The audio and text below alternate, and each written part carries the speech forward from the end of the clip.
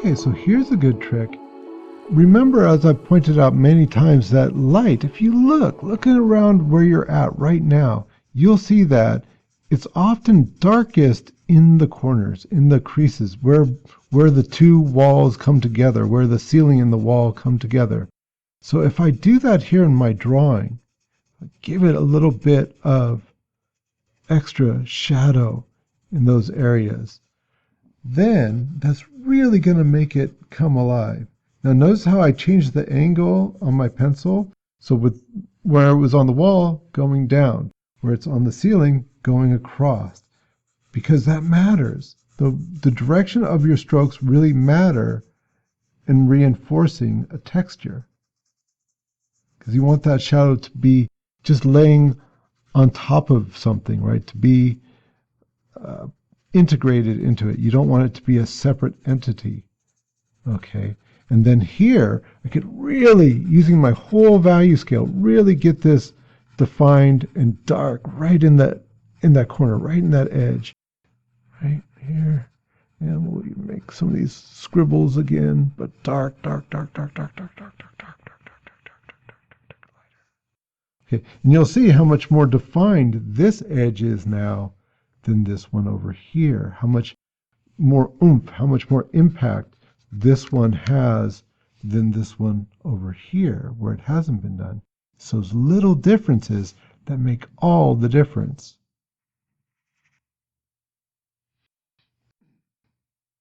All right, it's starting to look like some huts here. So then the next thing is that I could have just drawn it dark in here, or I could draw an interior space. On this one, I just drew some curtains. I thought that was a good sort of easy way to deal with that. But you know what? Maybe this is a great place for you to use your imagination and you think about what you might want to put in there. So for instance, over here on this one, instead of drawing a curtain, maybe I'll think like, well, okay, if this is where the edge of this building is, right? That's the definition of where this space is. So we know that this would be, we'll drop it in a little bit, that's where the back wall would be, wouldn't it? If you were on the inside and you could see that wall.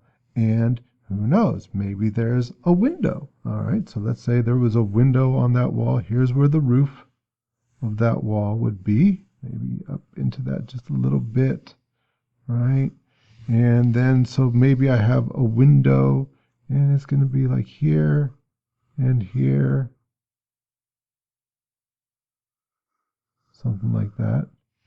And maybe out the window, I can see the ocean. So here we go. A little bit there, and a little bit trying to match that sky's color a little bit. Keep saying color, but what I really mean is value. Alrighty. And then, if you think about it, I don't know if there's a light on inside the building or not, but it'd probably be pretty dark the other side of that if there wasn't. So let's see if we can't do that here. Making this really dark. But who knows? Maybe there's a light on in yours, and so then it wouldn't be so dark, right? Who knows what you got going on in there? That'd be great. I'd love to see some really imaginative things going on inside these. Make that just a little different. See, the way that the stroke goes kind of counts. And here. And draw a little bit there as if we've got a little bit of depth to that.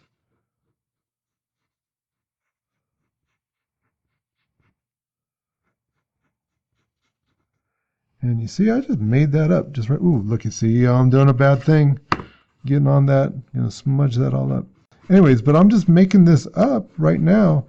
But that's the power of learning those basic principles, those basic elements of art, and also of the observational drawing, is that you can just make stuff up, man. It's really, really super powerful tool, and you can make stuff up and it will look right because you have a certain understanding.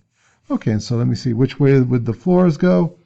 Oh, we could just do it that same direction as if it was in perspective. I think that'd be a good way of going. Just reinforce it so we know that that's there. I don't want to actually even barely touch it because I don't want to have to be erasing. Okay, so there, and nice and light. Oh, I'm going so light right now.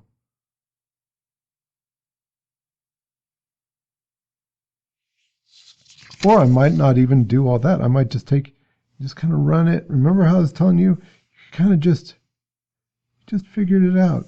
Oh, look, and those are all going roughly the right direction. And I'll just move those in, just like so.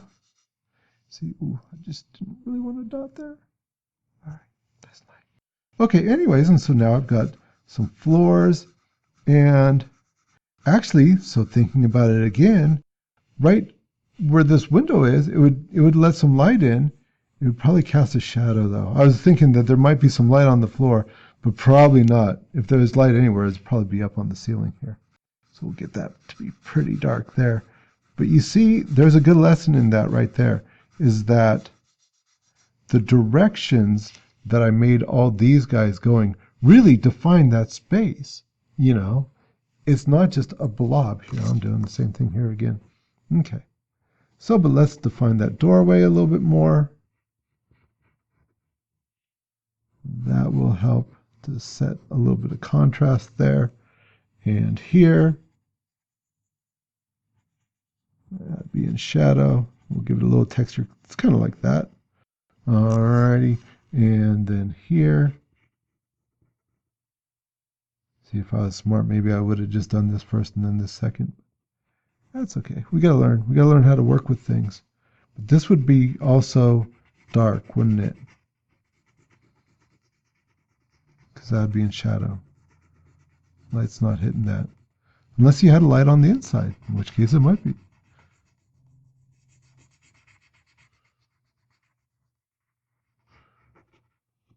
And here, nice and dark. Okay. And so then, yeah, we've got a pretty believable interior space right there. Okay, cool.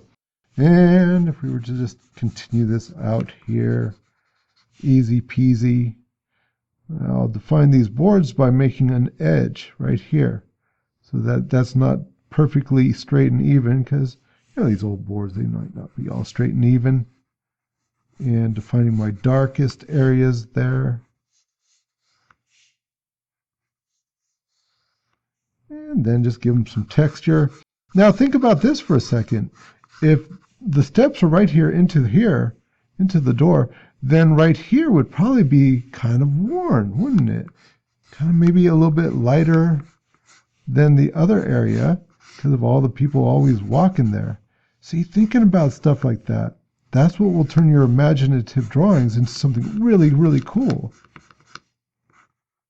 But that will go a long way towards the realism of it. That, yeah, okay, you know, it's going to be a little bit worn right there.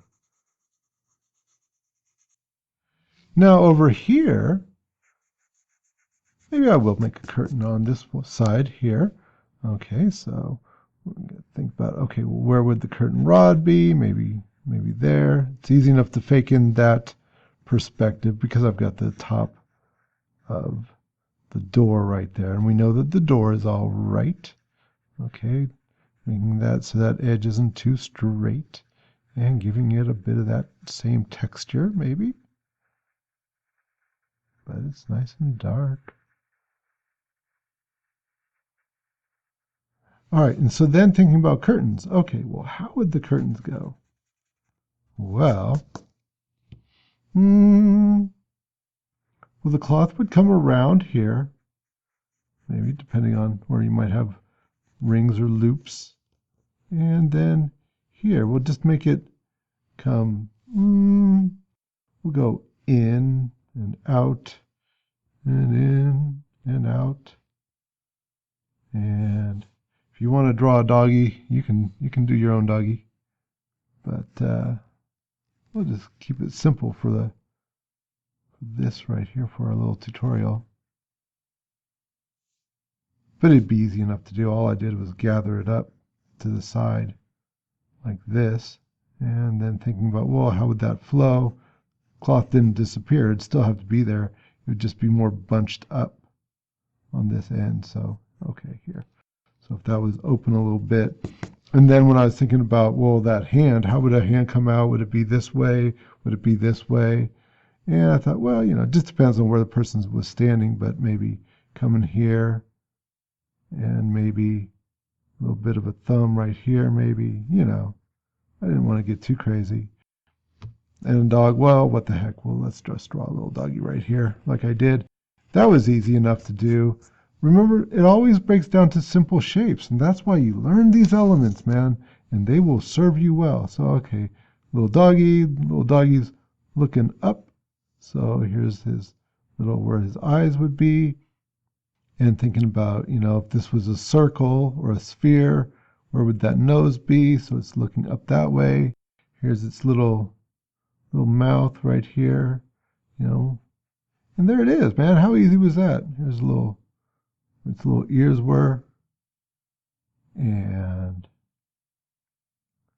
then here's the shape for its little body, right? And then we've got the little leg. And this one I had the leg going forward, so why not? Just a little leg going forward like that. Another little leg going backwards maybe. And there it is. How easy was that, little doggy? Okay. And we'll just define it a little bit. And I don't want this to get too dark, because if there was a little bit of light in that room, maybe that would be catching the light right there. See, if there was light coming down, wouldn't that, if this is a shape that turns into more of a cylinder, wouldn't it have the light being up on the top and the shadow being down here? You see how using those elements will help you to just draw anything at all. If you learn about them, how would things work if you break down things to shapes, to forms, to values? And you can draw anything then. You really can. You can draw anything in the world if you just think in terms of shapes, values, forms. All right, so there's my little doggy. Oh, there it is. Okay, and so anyways, enough of that screwing around. So we've got this, maybe, and this is a little bit more here then. Okay, cool. And of course, these being forms, right? So you got to just think, okay, so this is going to be more in shadow here. And then this is coming out, so the shadow would be, once again, more down into here. Think of it as just a cylinder.